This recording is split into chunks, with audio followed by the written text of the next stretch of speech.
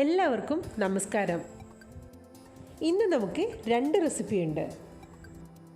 പിസ്സയ്ക്കും പാസ്തയ്ക്കൊക്കെ ഉപയോഗിക്കുന്ന സോസുകളാണ് നമ്മൾ ഇന്ന് ഉണ്ടാക്കാൻ പോകുന്നത്. വൈറ്റും റെഡും നിറത്തിലുള്ള രണ്ട് സോസുകൾ, ഒന്ന് സ്പൈസിയും ഒന്ന് കുറച്ച് സ്വീറ്റും.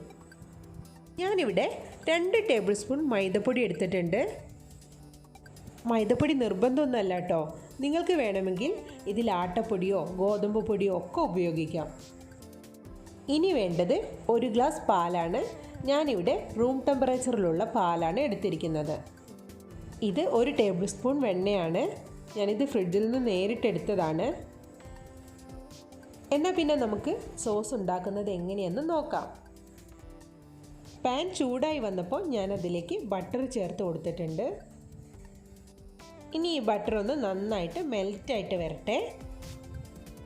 നേരത്തെ എടുത്തു വെച്ചിരിക്കുന്ന 2 ടേബിൾ സ്പൂൺ മൈദപ്പൊടി ഇതിലേക്ക് ചേർത്ത് കൊടുക്കുകയാണ്. വൈറ്റ് സോസിൻ്റെ ആ നല്ല കളർ കിട്ടാൻ വേണ്ടിയിട്ടാണ് ഞാൻ മൈദപ്പൊടി തന്നെ എടുത്തത് കേട്ടോ. ഞാനിപ്പോൾ ഇത് ചെയ്തുകൊണ്ടിരിക്കുന്നത് ചെറിയ ഫ്ലെയിമിലാണേ. ഈ മൈദപ്പൊടിയൊക്കെ ബട്ടറിൽ നന്നായിട്ട് മിക്സായി വരട്ടെ. ഇനി നമുക്കിതിലേക്ക് പാല് ചേർത്ത് കൊടുക്കാം. പാല് കുറേശ്ശെ ചേർത്ത് കൊടുത്താൽ മതി. ഒന്നിച്ച് ആദ്യമേ ചേർത്ത് കൊടുത്താൽ ഈ മൈദപ്പൊടിയൊക്കെ കട്ട പിടിച്ച് കിടക്കും. ഓരോ തവണയും കട്ട പിടിച്ചതൊക്കെ നന്നായിട്ട് ഇളക്കി പൊടിച്ചതിന് ശേഷമാണ് പാല് ചേർത്ത് കൊടുക്കേണ്ടത്. പാല് നന്നായി കുറുകി വന്നപ്പോൾ ഞാൻ ഇതിലേക്ക് 1/2 ടീസ്പൂൺ പഞ്ചസാര ചേർത്ത് കൊടുത്തിട്ടുണ്ട്. ഈ സോസ് കുറച്ച് സ്വീറ്റാണ്, അതുകൊണ്ട് ഉപ്പ് വളരെ കുറച്ച് മതി. മധുരത്തിന് ഒന്ന് ബാലൻസ് ചെയ്യാൻ മാത്രം. സോസ് നന്നായിട്ട് കുറുകി വന്നിട്ടുണ്ട്. ഇപ്പോൾ എനിക്ക് തോന്നുന്നു ഈ തിക്നെസ് കുറച്ച് അധികമാണെന്ന്, അതുകൊണ്ട് ഞാൻ ഇതിലേക്ക് കുറച്ചുകൂടി ഒന്ന് പാലൊഴിച്ച് കൊടുക്കുന്നുണ്ട്. 1 ഗ്ലാസ്സിലും കുറച്ചധികം പാൽ ഞാൻ ഇതിലേക്ക് ഒഴിച്ച് കൊടുത്തിട്ടുണ്ട്. നേരത്തെ കറക്റ്റ് 1 ഗ്ലാസ്സാണ് എടുത്ത് വെച്ചത്. തിക്നെസ് ഒന്ന് കൂടിയെന്ന് തോന്നിയപ്പോൾ ഞാൻ കുറച്ചുകൂടി ഒന്ന് 1/4 ഗ്ലാസ് കൂടി ഉണ്ടാവില്ല, കുറച്ചുകൂടി ഒന്ന് ഒഴിച്ച് കൊടുത്തിട്ടുണ്ട്. ഇപ്പോൾ വൈറ്റ് സോസ് നല്ല കറക്റ്റ് ടെക്സ്ചറിൽ കിട്ടിയിട്ടുണ്ട്. ഇനി ഇത് ഒരു പാത്രത്തിലേക്ക് മാറ്റി വെച്ചിട്ട് നമുക്ക് റെഡ് സോസ് എങ്ങനെയാണ് ഉണ്ടാക്കുന്നതെന്ന് നോക്കാം. ഞാനിവിടെ 3 വലിയ തക്കാളി എടുത്തിട്ടുണ്ട്. ഈ തക്കാളിയുടെ മുകൾ ഭാഗത്ത് കത്തി കൊണ്ട് ചെറുതായിട്ടൊന്ന് വരച്ചു കൊടുക്കുകയാണ്. തക്കാളി മുറിഞ്ഞു പോവേണ്ട. ഇത് വെന്ത് വരുമ്പോൾ തൊലി കളയാനുള്ള എളുപ്പത്തിനാണ് ഇങ്ങനെ ചെയ്യുന്നത്. അത്യാവശ്യം വലുപ്പമുള്ള ഒരു സവാളയാണ് ഇതിൻ്റെ കൂടെ എടുത്തിരിക്കുന്നത്. സവാളയും ഒന്ന് ചെറുതായിട്ട് മുറിച്ച് നമുക്ക് ഇതിൻ്റെ കൂടെ ഇട്ട് വേവിക്കാനുള്ളതാണ്. ഇങ്ങനെ ചെറുതായിട്ട് മുറിക്കണം എന്നൊന്നുമില്ല, സവാള ഒന്ന് നടുകെ മുറിച്ചിട്ടാലും മതി. നമ്മളിത് കുക്കറിലിട്ടിട്ടാണ് വേവിക്കാൻ പോകുന്നത്. ഇനി ഇതിലേക്ക് വെളുത്തുള്ളി ചേർത്ത് കൊടുക്കണം. ഞാനിവിടെ കുറച്ചധികം വെളുത്തുള്ളി എടുത്തിട്ടുണ്ട്. 8 ഉണക്കമുളക് കൂടി ഞാൻ ഇതിലേക്ക് ഇട്ട് കൊടുത്തിട്ടുണ്ട്. ഇതൊന്നും മുറിച്ചിട്ടില്ല. ഇനി ഇതെല്ലാം വെന്ത് വരാൻ ആവശ്യത്തിനുള്ള വെള്ളം ഒഴിക്കുക. 3 വിസിലായപ്പോഴേക്കും എല്ലാം നന്നായിട്ട് വെന്ത് കിട്ടിയിട്ടുണ്ട്. തക്കാളിയുടെ തൊലിയൊക്കെ ശരിക്കും നീക്കം ചെയ്യാൻ പറ്റി.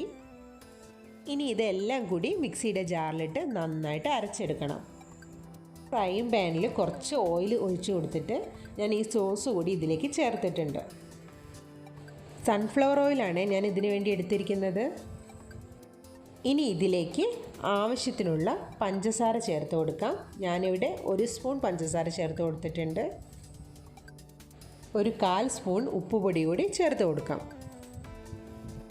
ഇത് അത്യാവശ്യം നല്ല സ്പൈസിയാണ്. അധികം എരിവ് പറ്റാത്തവർ ഈ ഉണക്കമുളകിൻ്റെ അളവ് ഒന്ന് കുറച്ച് കൊടുത്തോളൂ. ഞാനിത് പിസ്സ ഉണ്ടാക്കാൻ വേണ്ടിയിട്ടാണ് തയ്യാറാക്കുന്നത്. ആ സമയത്ത് വൈറ്റ് സോസ് കൂടി ചേർക്കുന്നുണ്ട്. അപ്പോൾ ഇതിൻ്റെ എരിവ് ശരിക്കും ബാലൻസ്ഡ് ആവും.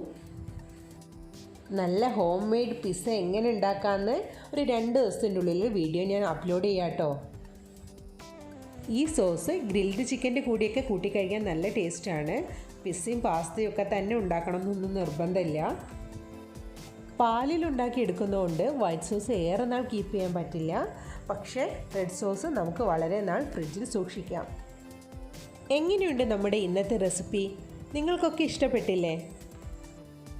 ഇഷ്ടപ്പെട്ടെങ്കിൽ ഈ വീഡിയോ ഒന്ന് ലൈക്ക് ചെയ്യണേ. സബ്സ്ക്രൈബ് ചെയ്യാത്തവർ പെട്ടെന്ന് തന്നെ സബ്സ്ക്രൈബ് ചെയ്തിട്ട് താഴെയുള്ള ബെൽ ബട്ടൺ കൂടി ഒന്ന് അമർത്തണേ. എങ്കിലേ ഞാൻ അപ്ലോഡ് ചെയ്യുന്ന വീഡിയോകളെല്ലാം നോട്ടിഫിക്കേഷനായിട്ട് നിങ്ങൾക്ക് ലഭിക്കുകയുള്ളൂ. അതുപോലെ നിങ്ങളുടെ നിർദ്ദേശങ്ങളും അഭിപ്രായങ്ങളൊക്കെ താഴെയുള്ള കമൻറ്റ് ബോക്സിൽ രേഖപ്പെടുത്താവുന്നതാണ്. ഇനിയും വ്യത്യസ്തമായ മറ്റൊരു വീഡിയോയുമായി നമുക്കിനി വീണ്ടും കാണാം.